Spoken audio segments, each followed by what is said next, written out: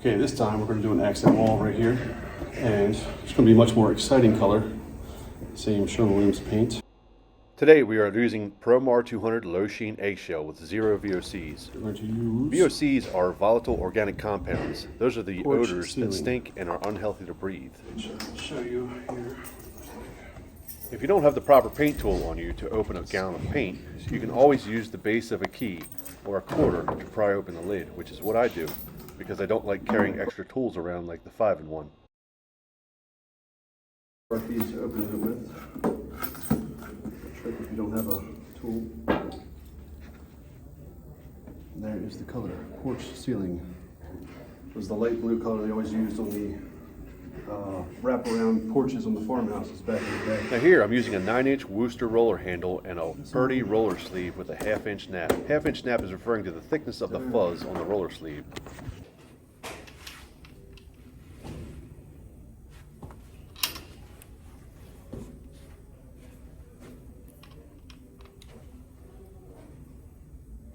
Here you'll see I'm using a deep dish tray with a liner for a roller pan. This holds more paint, which I like as I am often painting many rooms and use a lot of paint.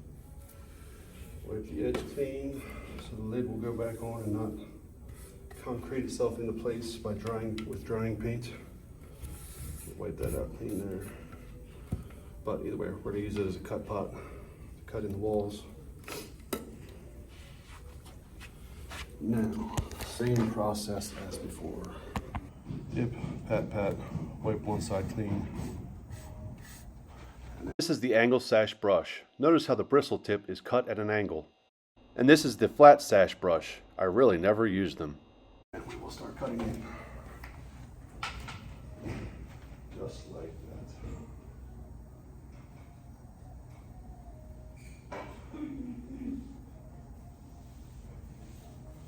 This is a much more bold, fun color to start painting.